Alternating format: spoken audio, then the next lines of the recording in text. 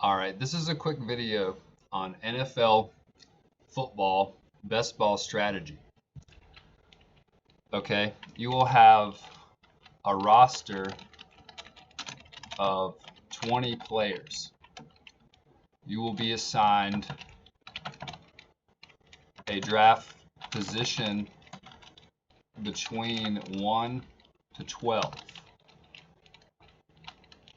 And that will consist of QB, RB, RB, receiver, receiver,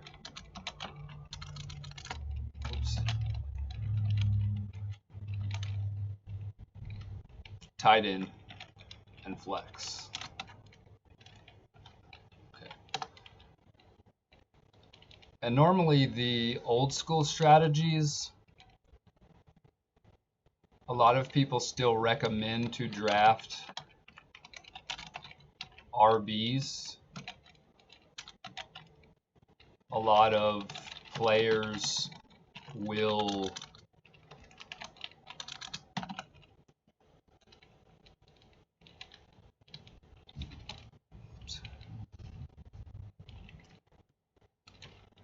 draft them in the early rounds. Okay, some things to consider are your draft position,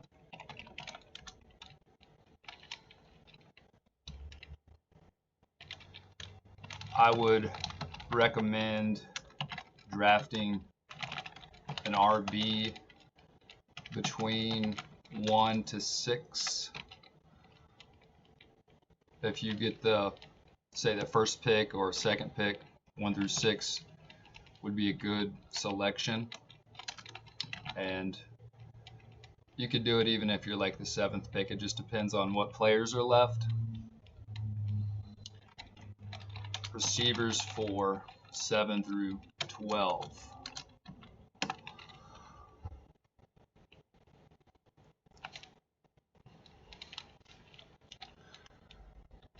And usually draft like a QB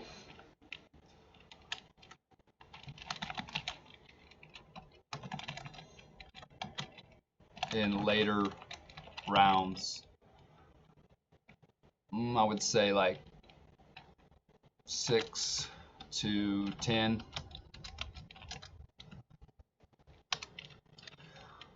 Things to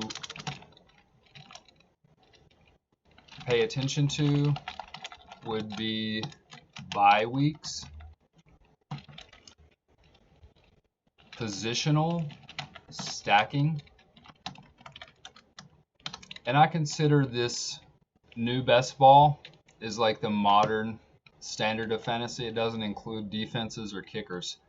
There's still some that does include the defenses and kickers, but for this specific draft format, it doesn't include defenses or kickers. I like to draft a lot of receivers because it's a inverse strategy, and you can gamble on RBs in later rounds, and there's many different types of strategies. So typical lineup would be 3, 7, 7. Keep hitting the keyboard here. 3, 7, 7, 3, or 3, 6, 8, 3, and I'll explain what that is in just a second. 3, 5, 9, 3. So those are the usual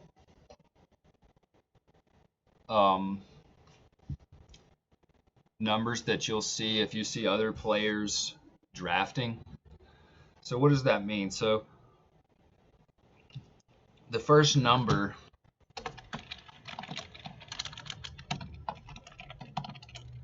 is QB, and that equals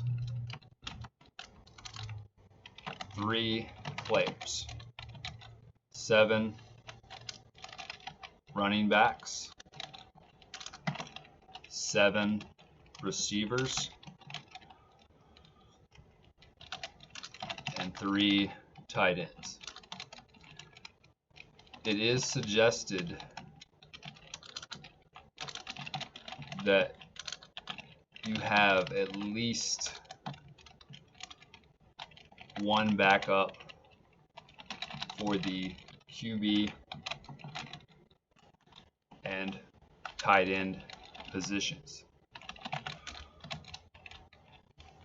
There are some players that they might draft like 2 quarterbacks, and they'll have like a 2, 5, 10, 3. And the flex position is any position that isn't a quarterback. So you can use any of your players for the flex position, which would be running back, receiver,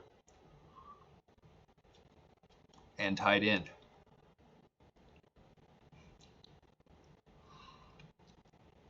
So positional stacking, I like stacking because it is proven to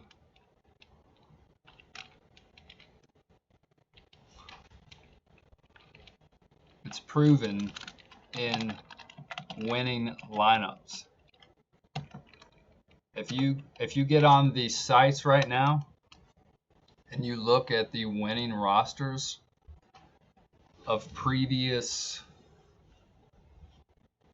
drafts, it could even be like the daily fantasy, like they have something on Sunday. A lot of them are stacked. And that's just like QB to receiver, QB to TE, or QB to RB. There is implied value and more points will be scored for your team with the stack. Sometimes you get lucky and you can stack all 3, or the receivers, the tight ends, or RB, or a combination of any of these. And it's really easy once you draft a lot. I've been playing fantasy since I was, probably 15 or 20 years now, and the game has really changed. But to me, this is the modern format of fantasy, and I find it very entertaining. I find it to be enjoyable, and I find it to be fun. And I enjoy playing, and they have different buy-ins. You can buy in for like $3, $20, I think even 100 or even 500 high roller buy-ins.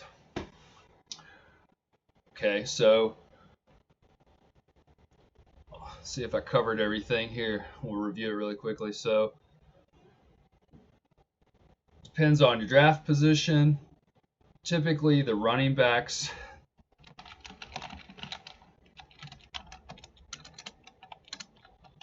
will go quickly because that's what everyone usually does. Tight ends and QBs are preferred in later rounds. Other variables are injuries, suspensions,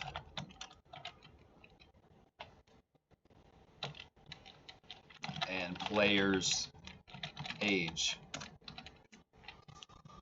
We'll review it. So pay attention to the bye weeks. If you get a whole team that has close to the same bye weeks, that's good. It's a more balanced roster. We talked about positional stacking. Draft a lot of receivers. And you can gamble on. That's more, this inverse strategy is more advanced strategy. So if you want to just keep it simple, just start with drafting like 3 or 4 RBs if you get an early draft position. And of course, you can review the statistics on pretty much any sports site, ESPN, NFL, Yahoo.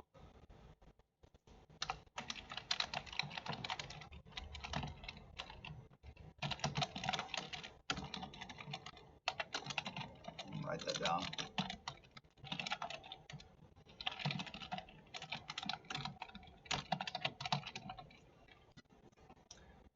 Okay. So why should you have backups? Well, there's going to be bye weeks and there's going to be injuries. So if you don't draft more than one, say if you only had like one QB, you're basically over investing in the other positions. So it's important to have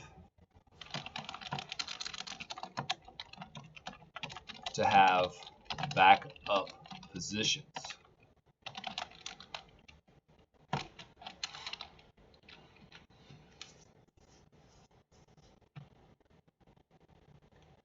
Okay, I've covered that. And what else? Backup positions. And hopefully this will help you become more successful and win your draft.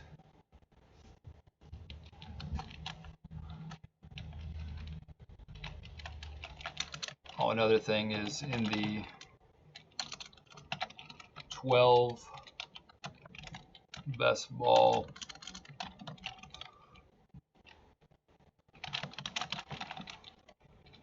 format, the top 2 teams will advance to round 2. So you don't have to get first to win, you can get second. So that gives you a little bit more room, gives you another chance. Oh yeah, another thing to think about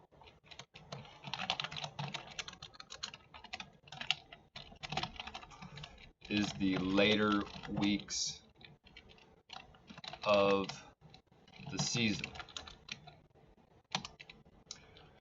The first round is, I think this is right, between 1 through 14. The first week through the 14th week.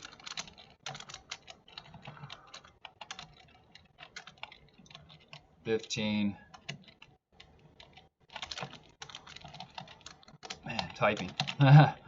Week 15 is round 2. 16 is round 3. And I think 17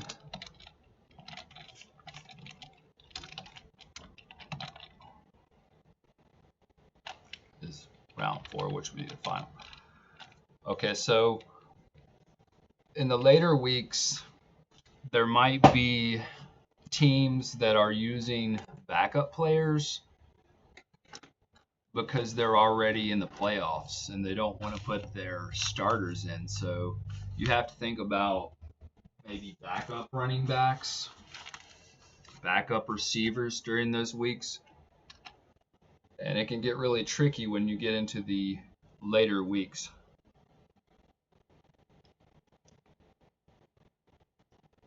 But I think that should cover most of the basics. When you look at best ball strategy and the positions, and it's definitely more difficult to win when you have a later position to draft from, like 10th, 11th, or 12th. It becomes more difficult to win, and of course it's random which position you'll be assigned to. So hopefully this has helped you understand best ball. And I'm also going to do another one on the NBA draft strategy. So that'll do it for now, and hopefully that'll help you. And it's really easy. So just start with that 3773 or 3683.